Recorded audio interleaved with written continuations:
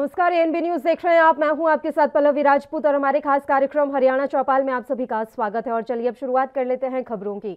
प्रधानमंत्री नरेंद्र मोदी ने झज्जर जिले के बाड़सा क्षेत्र स्थित राष्ट्रीय कैंसर संस्थान परिसर में नवनिर्मित इन्फोसिस फाउंडेशन विश्राम सदन का रिमोट से उद्घाटन किया। प्रधानमंत्री नरेंद्र मोदी ने वीडियो कॉन्फ्रेंसिंग के जरिए देश को झज्जर के बाड़सा एनआईसी स्थित विश्राम सदन समर्पित किया। बाड़सा एनआईसी परिसर में उद्घाटन समारोह में हरियाणा के मुख्यमंत्री मनोहर लाल, स्वास्थ्य मंत्री अनिल विज, बीजेपी प्रदेशाध्यक्ष ओम प्रकाश धनखड़ और रोहतक लोकसभा क्षेत्र से सांसद डॉक्टर अरविंद शर्मा की गरिमामयी उपस्थिति रही।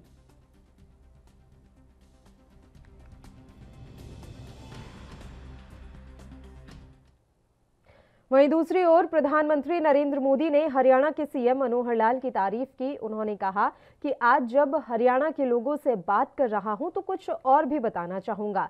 मेरा सौभाग्य रहा है कि मुझे हरियाणा से बहुत कुछ सीखने को मिला। जीवन का एक लंबा कालखंड मिला, हरियाणा में काम करने का मौका मिला। अनेक दशकों के बाद हरियाणा को मनोहर लाल के नेतृत्व में ईमानदारी से काम करने वाली सरकार मिली है। यह सरकार दिन रात हरियाणा के उज्जवल भविष्य के लिए सोचती है। जब हरियाणा का मूल्यांकन होगा तो पिछले 5 दशक में सबसे उत्तम इनोवेटिव काम करने वाली ये सरकार होगी। मनोहर लाल को मैं बहुत सालों से जानता हूं। मुख्यमंत्री के रूप में उनकी प्रतिभा उभर कर आई है।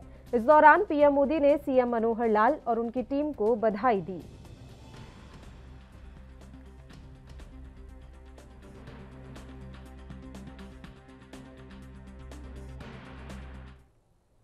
हरियाणा के झज्जर जिले में प्रधानमंत्री नरेंद्र मोदी के कार्यक्रम का विरोध हुआ। किसानों के कार्यक्रम स्थल के बाहर देखते ही पुलिस ने एम्स के रास्तों पर बैरिकेड लगा दिए। बड़ी संख्या में पुलिस जवानों को तैनात किया गया।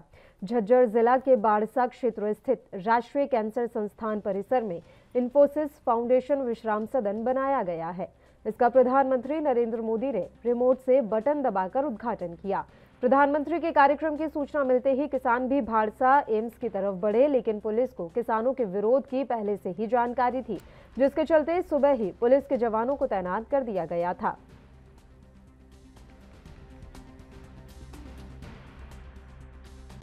सिर्फ और सिर्फ जो ढासा बॉर्डर पे धरना चल रहा है उसको बदनाम करने के लिए, उसको उग्र करने के लिए इनकी राजनीति है कि कहीं ना कहीं किसान भड़क जाए। लेकिन हम भड़कावे में नहीं आएंगे, हम शांतिपूर्वक विरोध करेंगे। अब ये प्रशासन के ऊपर है कि वो कितना इसको शांति प्रिय रखती है और कितना इसको उग्र बनाती है। अगर हमें वहाँ जाने दिया जाएगा तो हम बड़े ही प्यार से, काले झंडे हमारे हाथों में हैं, हम 50 मीटर की दूरी से काले झंडे दिखा देंगे। लेकिन अगर हमें रोका गया तो फिर देखिए, रोकने के बाद तो एक उत्तेजना बनती है। जब हम ये बैरिकेड वगैरह तोड़ते हुए जाएंगे तो फिर आगे की जिम्मेदारी भी प्रशासन की होगी, हमारी। पूरा नाम क्या है, कौन से? मेरा नाम दलजीत सिंह है, दिल्ली प्रदेश किसान यूनियन का महासचिव, भारतीय किसान यूनियन में। और किसानों ने भी आह्वान किया है, तो उसके लिए सुरक्षा के क्या इंतजाम? सुरक्षा के हमने पुख्ता इंतजाम कर रखे हैं और 10 से ऊपर हमारे पास कंपनियां हैं। बाहर जिलों से भी फोर्स आई हुई हैं, डीएसपी से बने हुए हैं, तो उनके हिसाब से हमने नाके लगाए हैं, 5 नाके लगाए हैं। और कोई भी लॉ एंड ऑर्डर की सिचुएशन ऐसी नहीं बनने देंगे। और अगर कोई किसान भाई यहाँ पे आते भी विरोध प्रदर्शन करने तो उनको आराम से समझा देंगे, क्योंकि ये एक समाज कल्याण का कार्यक्रम है, तो उनको विरोध भी नहीं करना चाहिए। कार्यक्रम में कौन कौन आ रहे हैं? कार्यक्रम में अभी तो मुख्यमंत्री और हमारे होम मिनिस्टर साहब हेल्थ मिनिस्टर भी हैं, वो उनका हमें लोकल सांसद भी। पीछे बैरिकेड किया गया है, क्या व्हीकल के साथ लाया जाएगा उनको?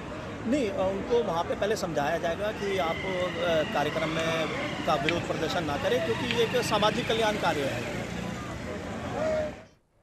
देश में 100 करोड़ का वैक्सीनेशन का आंकड़ा पार हो चुका है। हरियाणा ने भी वैक्सीन का 2.5 करोड़ का आंकड़ा छू लिया है। इस पर सीएम मनोहर लाल ने खुशी जताते हुए क्या कुछ कहा है, आपको सुनाते हैं। करता हूं कि ये जो विश्राम सदन बना है, इन्फोसिस कंपनी ने जो बनाया है अपने CSR फंड में से लगभग 100 करोड़ रुपये लगा करके। अब ये क्योंकि मरीज और उनके जो उनके साथ सहायता करने वाले सब लोग, परिवार के लोग आते हैं, उनके विश्राम के नाते से एक बड़ी फैसिलिटी ये जनता को समर्पित की है। और इस अवसर पर प्रधानमंत्री जी ने जो बाकी भी मार्गदर्शन हमारा किया है उनका धन्यवाद करता हूं। देश भर में जो वैक्सीनेशन 100 करोड़ का आंकड़ा टच किया है, इसके लिए भी प्रधानमंत्री जी को बधाई देता हूं। और साथ ही हरियाणा ने भी आज अपना 2.5 करोड़ का आंकड़ा ये टच कर लिया है। हमारी जो पॉपुलेशन भले 2% है, लेकिन इसमें 2.5% की हमारी जो योगदान है उसकी भी मैं विभाग के सब लोगों की सराहना करता हूँ। सर, नए इनोवेटिव्स को लेकर जिस तरीके से तारीफ आज हरियाणा की हुई है प्रधानमंत्री जी की तरफ से, उस पर क्या?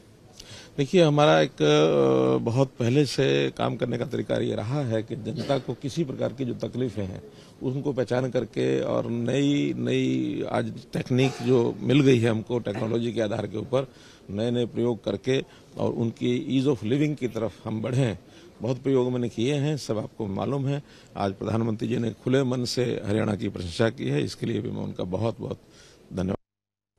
केंद्रीय राज्य मंत्री कृष्णपाल गुर्जर ने कहा कि जिले के सड़कों और पुलों का बेहतरीन जाल बिछाया जा रहा है।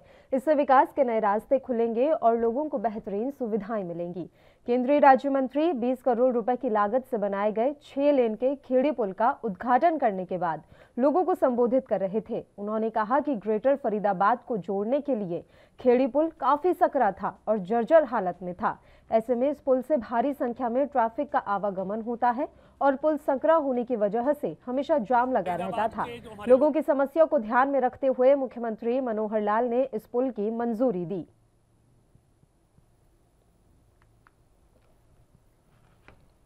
फरीदाबाद के जो हमारे लोकप्रिय विधायक हैं नरेंद्र गुप्ता जी, उनके क्षेत्र में ये खेड़ी पुल बहुत दिन से जर्जर हालत में था, घंटों का जाम लगता था। 21 करोड़ की लागत से इसको 6 लेन बनाया गया है, जो बनकर तैयार हो गया। आज विधिवत उसका उद्घाटन हुआ है। और एक नहीं, पल्ला से लेकर चंद्रावली तक दर्जनों पुल इस तरह 4 लेन के बनाए गए हैं। जहाँ पहले अंग्रेजों के बनाए हुए पुल थे, कभी नया पुल बनाने की सोच ही नहीं गई। और यही नहीं, इस फरीदाबाद के जो भारत कॉलोनी से लेके जो खेड़ी रोड जाता है, जसाना रोड और मचौली रोड है, इसको भी खेड़ी मोड़ तक 4 लेन बनाने के लिए 7 करोड़ का बजट हमारे विधायक जी ने मंजूर कराया है। उसका काम भी आज शुरू किया है। और उससे आगे मंझावली पुल तक 7 मीटर था, उसको 10 मीटर करा दिया गया है ये काम। और पल्ला से लेके खेड़ी पुल तक बीच में 4 कलवर्ट थी। 4 लेन के रोड पे बीच में जो पुलिया थी वो 6-6 फुट टूट कर रह गई थी। उनके लिए भी 17 करोड़ का पैसा मंजूर करा दिया गया है। यूपी गवर्नमेंट को, इरिगेशन डिपार्टमेंट को वो ट्रांसफर कर रहे हैं। अगले 2-3 महीने में उन नारनौल में खाद के लिए मची लूट का एक वीडियो इस समय सोशल मीडिया पर वायरल हो रहा है। 2 मिनट 53 सेकंड के इस वीडियो में अनेक किसान खाद के कट्टे उठाते दिख रहे हैं। महिलाएं, युवक और बुजुर्ग सिर पर 50 किलो का खाद का कट्टा लेकर दौड़ रहे हैं। कई किसान अपनी बाइक, साइकिल पर खाद का कट्टा लेकर जाते नजर आ रहे हैं। पीड़ित व्यापारी कृष्ण और वीरेंद्र ने इसकी शिकायत पुलिस को दी है। पुलिस को दी शिकायत में उन्होंने बताया कि अनाज मंडी में टीन शेड के नीचे उनकी firm Messrs Vishnu Kumar and company के 100 कट्टे डीएपी के किसानों ने लूट लिए। और ये तस्वीरें भी आप देख सकते हैं कि किस तरीके से किसान डीएपी के कट्टों को उठाकर भागते हुए नजर आ रहे हैं, जिससे साफ तौर पर यह पता लग रहा है कि यहाँ पर जबरदस्त तरीके से डीएपी के कट्टों की लूट मची हुई है। हरियाणा के पानीपत जिले के समालखा जीटी रोड पर राजा गार्डन के पास एक बार फिर शराब के ठेके पर लूट की वारदात को अंजाम दिया गया, जहां बेखौफ लुटेरे ने चाकू की नोक पर 28,000 की लूट की वारदात को अंजाम दिया। लूट की ये पूरी वारदात शराब के ठेके में लगे सीसीटीवी कैमरे में कैद हो गई। वीडियो में आप साफ देख सकते हैं कि किस प्रकार लुटेरा शराब के ठेके के अंदर घुसता है और चाकू की नोक पर 28,000 कैश लूट कर फरार हो जाता है। शराब ठेकर पर मौजूद कारिंदे ने जानकारी देते हुए बताया कि लुटेरे ने पहले शराब की बोतल मांगी और फिर ठेके के अंदर आकर चाकू की नोक पर लूट की वारदात को अंजाम दिया। बता दें कि करीब 1 महीना पहले इसी ठेके पर लुटेरों ने 1.5 लाख रुपए की लूट की वारदात को अंजाम दिया था, जिनको समालखा पुलिस अभी तक गिरफ्तार नहीं कर पाई है।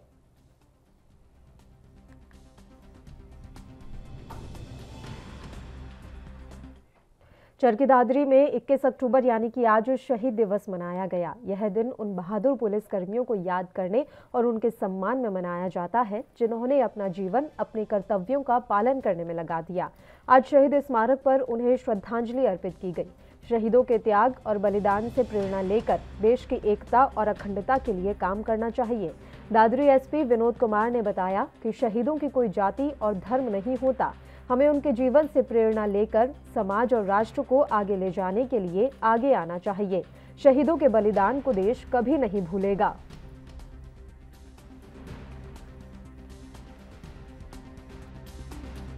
सर, जो आज कार्यक्रम किया गया, हर साल 21 अक्टूबर जो है, जो पुलिस के और पुलिस बल के जो हमारे पैरामिलिट्री फोर्सेस के जो जवान हैं, जिन्होंने गत वर्ष में अपनी प्राणों की आहुति दी है सेवा में, देश की सेवा में अपनी और ड्यूटी करते हुए, उनको याद करने के लिए दिन मनाया जाता है। हर ज़िले में मनाया जाता है। तो आज हमने भी यहाँ दादरी में ये हमारे महिला पुलिस थाने के प्रांगण में हमने सेलिब्रेट किया है।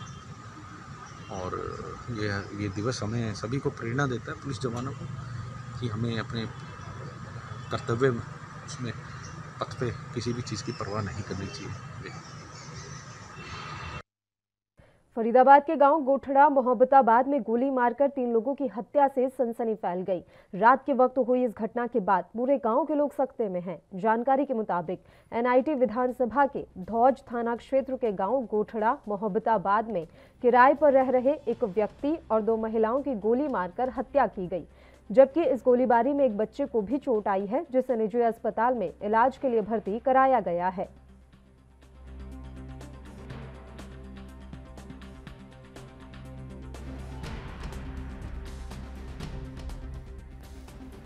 तो फरीदाबाद से ये हत्या का मामला सामने आया है, जहां 3 लोगों की गोली मारकर हत्या कर दी गई। 3 लोगों की हत्या से इलाके में इस समय सनसनी फैली हुई है। बताया जा रहा है कि तीनों मृतक एक ही परिवार के थे और अभी शुरुआती जांच में जो बातें सामने निकल कर आई है उस हिसाब से कि आपसी रंजिश के चलते हत्या की इस वारदात को अंजाम दिया गया।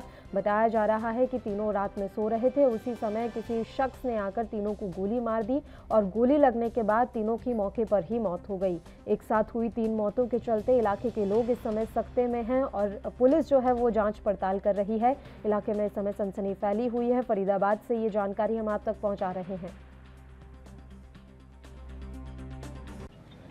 सर, रोज की तरफ 3 मर्डर हुए हैं, क्या मामला है, क्या जानकारी है? मामले की तो अभी तफ्तीश जारी है। 3 आदमियों के मर्डर हुए हैं, जिनमें 2 लेडीज़ है, 1 जेंट्स है और तीनों ही किराए पर रहते थे। पीछे एक रहने वाला पानीपत का है, एक एनआईटी का है, 2 आदमी लेडीज़ दोनों एनआईटी की है। क्या नाम है सर, कितनी उम्र है इन सबकी? सबका नाम जन शर्मा है, इसकी 36 साल उम्र है। एक सुमन है, इसकी 47 साल उम्र है और एक आयशा लड़की है, इसकी 31 साल उम्र है। कोई बताया जा रहा है सर इसमें कोई घायल भी है? घायल एक लड़के का लग रही है चोट, वो एशियन हॉस्पिटल में है, भिजवा दिया गया है और बाकी तफ्तीश जारी है अभी से। किस वक्त की घटना है ये करीब 2:15-3 बजे के लगभग सूचना मिली थी हमें। क्या कार्रवाई चल रही है सर, क्या लग रहा है, क्या ये कोई आपसी रंजिश नहीं है, ऐसा लग रहा है।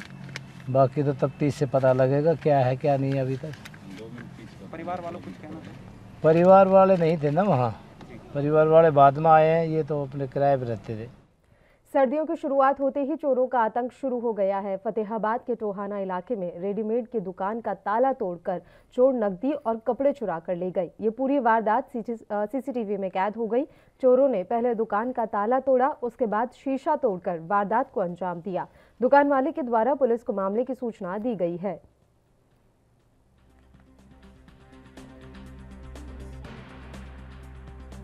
चोरों का आतंक इस समय फतेहाबाद में जमकर नजर आ रहा है। दुकान का ताला तोड़कर चोरों ने नकदी और कपड़े चुरा लिए। बताया जा रहा है कि सर्दियां शुरू होते ही चोरों का आतंक अब दिखना शुरू हो गया है। आज भी यहां देर रात एक कपड़े की दुकान में चोरों ने हाथ साफ कर लिया।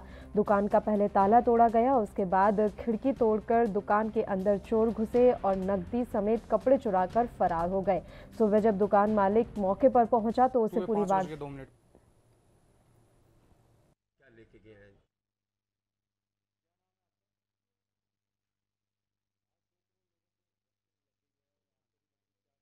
क्या लेके गए हैं चोरों का नुकसान? कुछ कैश था जी और मिरर है वो तोड़ गए हैं और कुछ कीमती सामान था वो भी चुरा के ले गए साथ में। लाखों में नुकसान। रेवाड़ी में जिला बाल कल्याण विभाग की टीम ने शहर में अलग अलग स्थानों पर बाल मजदूरी करते 6 बच्चों को मुक्त करवाया है। टीम प्रभारी बलवंत सिंह की अगुवाई में शहर में बाल मजदूरी करवाने वालों के खिलाफ कार्रवाई की गई। जिला बाल कल्याण समिति की चेयरपर्सन कुसुम लता ने बताया कि टीम ने होटल और व्यापारिक प्रतिष्ठानों पर छापे मारे और छापे के दौरान बाल मजदूरों को मुक्त करवाया गया। इस दौरान बच्चों के अभिभावकों और संस्थान मालिकों से लिखित में भविष्य में बच्चों से बाल मजदूरी नहीं करवाने और सभी बच्चों का स्कूल में दाखिला करवाकर समिति को सूचित करने के निर्देश दिए गए हैं।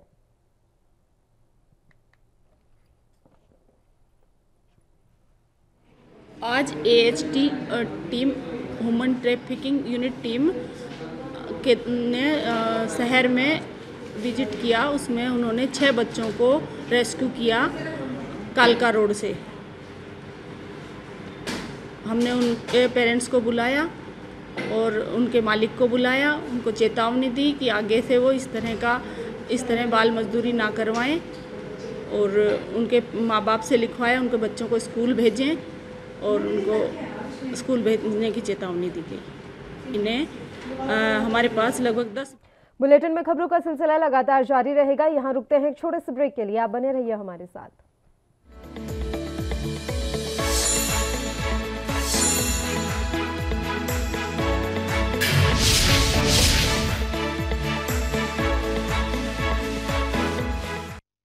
ब्रेक के बाद एक बार फिर से आप सभी का स्वागत है। बढ़ते हैं कुछ और खबरों की ओर। यमुनानगर जिला पुलिस की ओर से जगाधरी पुलिस लाइन में जवान पुलिस शहीदों की याद में पुलिस स्मृति दिवस मनाया गया। इस मौके पर मुख्य अतिथि के तौर पर पहुंचे SP कमलदीप गोयल ने 1 साल में शहीद हुए पुलिस के सभी 377 जवानों का नाम पढ़कर उन्हें श्रद्धांजलि अर्पित की। सबसे पहले पुलिस की गार्ड की ओर से शहीदों को सलामी दी गई। उसके बाद मुख्य अतिथि शहीद स्मारक पर पुष्प चक्र अर्पित कर शहीदों को नमन किया। शहीदों की याद में 2 मिनट का मौन भी धारण किया गया।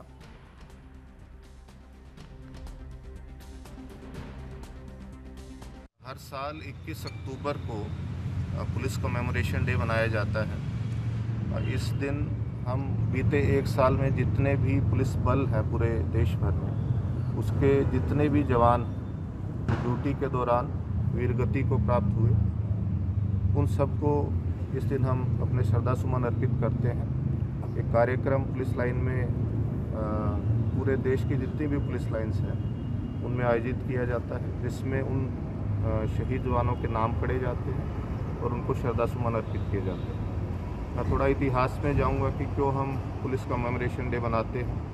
आज ही के दिन 1959 में हमारे CRPF के जवानों की एक टुकड़ी सब इंस्पेक्टर करम सिंह के नेतृत्व में लद्दाख में लगभग 15-16 हज़ार फुट की हाइट पे जब गश्त कर रही थी तो चाइनीज़ फोर्सेस ने घात लगा के हमारे जवानों पे हमला किया। हमारे जवानों ने पूरा मुकाबला किया चाइनीज़ फोर्सेस का, लेकिन उसमें हमारे 10 जवान शहीद हुए थे। तो उन जवानों की शहादत को याद करने के लिए केंद्र स्तर पर निर्णय लिया गया कि हर वर्ष 21 अक्टूबर को पुलिस कमेमोरेशन डे मनाया जाए। तो तब से परंपरा लगातार चल रही है। इस वर्ष 377 जवानों की सूची हमारे पास आई है, उनके नाम आज पढ़े गए हैं जिन्होंने बीते 1 वर्ष में। गुरुवार को गोहाना में लखीमपुर खीरी के मृतक किसानों की अस्थि कलश यात्रा पहुंची। इस दौरान तमाम किसान संगठनों, सामाजिक संगठनों के सदस्यों ने मृतकों को श्रद्धा सुमन अर्पित करते हुए कहा कि किसानों का बलिदान बेकार नहीं जाएगा और सरकार को तीनों कृषि कानूनों को वापस लेना ही होगा। संयुक्त किसान मोर्चा के आह्वान पर डबवाली से टीकरी बॉर्डर तक लखीमपुर खीरी के मृतक किसानों की अस्थि कलश यात्रा निकाली जा रही है। इस कलश यात्रा का मकसद किसानों के त्याग व बलिदान को याद करना है और इससे प्रेरणा लेकर सरकार की जन विरोधी नीतियों का डटकर मुकाबला किया जाएगा। देश की आज़ादी के अब तक के इतिहास में पहली बार किसानों को ऐसी अस्थि कलश यात्राएं निकालनी पड़ रही हैं।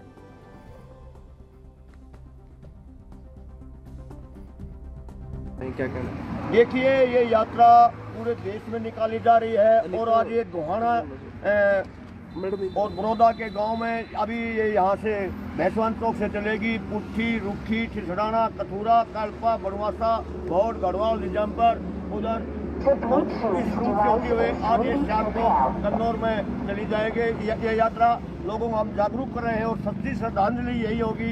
इन लोगों को हमने न्याय दिलाना है। उन जो लोग मंत्री संतरी हैं उनको बर्खास्त करके उनको जेल भिजवाना है, तब तक हम चैन से नहीं बैठेंगे। और चलिए बुलेटिन में अब अपनी खबरों का रुख करते हैं। सोनीपत के नागरिक अस्पताल के 6 डॉक्टरों पर FIR दर्ज हुई है। डॉक्टरों पर मेडिकल रिपोर्ट में गड़बड़ी के आरोप लगे हैं। परिजनों का आरोप है कि हत्या के मामले में डॉक्टरों द्वारा जब मेडिकल करवाया गया तो पहले 1 चोट दिखाई गई और फिर जब बोर्ड ने जांच की तो 4 चोटें दिखाई गई। इसकी शिकायत मिलने के बाद पुलिस ने सभी डॉक्टरों के खिलाफ मामला दर्ज कर जाँच शुरू कर दी है। वहीं परिजनों ने डॉक्टर के खिलाफ सख्त कार्रवाई की मांग की है।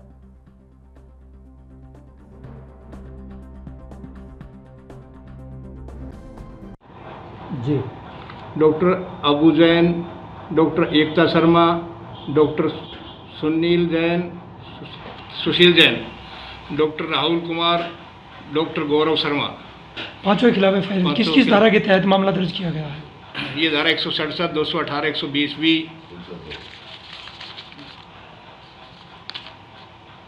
193, 217, 218 IPC के तहत पर्चा दर्ज किया गया है। किस किस शिकायत पर यह मामला दर्ज हुआ है? यह अशोक कुमार की शिकायत पर FIR दर्ज की गई है।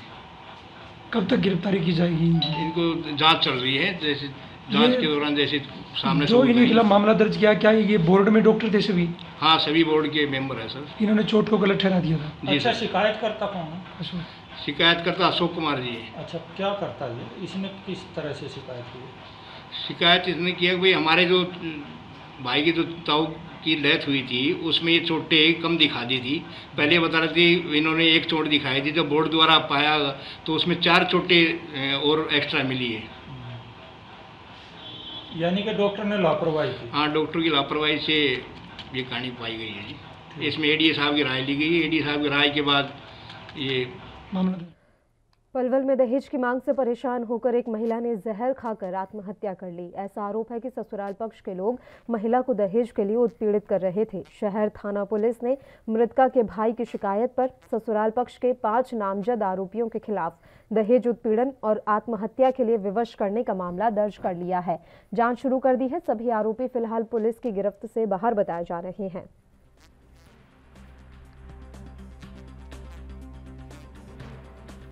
ये मेरी छोटी बहन थी जी। इसकी शादी 12 साल पहले दीपक के साथ हुई थी जी। ये पाटलीगेट निवासी है। इनकी शादी के बाद से तुरंत दहेज की मांग, मारपीट तभी से शुरू थी जी। उसकी बाबत हमने कई बार थाने में कंप्लेंट दी, महिला मंडल में दी, महिला थाने में दी, और पंचायती तौर पे तो 10-20 बार फैसले हो लिए। हर बार अब नहीं होगा कह के ले जाते थे जी। अभी लेटेस्ट में 3 महीने पहले लड़की बीमार हो गई, उसको हमारे घर छोड़ के फिर आधी रात को 2 बजे आगे शराब पी के घर के बाहर हंगामा करके लड़की के साथ मार पिटाई करी है। उसकी कंप्लेंट दी थी हमने। कंप्लेंट देने के बाद फिर राजीनामा करा लिया, रिश्तेदारों के साथ आके फिर ले गए। अब कल उनको जहर दे के। ये निशा वाइफ ऑफ दीपक है। ये 10-12 साल से इसकी शादीशुदा है, 2 बच्चे इसके ससुराल पक्ष इसको तंग करता था और कल उसने जहर खा के अपनी जीवन लीला समाप्त कर ली। इसी के साथ हरियाणा चौपाल में फिलहाल के लिए इतना ही। मुझे दीजिए इजाजत। देश और प्रदेश की तमाम ताज़ा खबरों के लिए आप बने रहिए हमारे साथ। नमस्कार।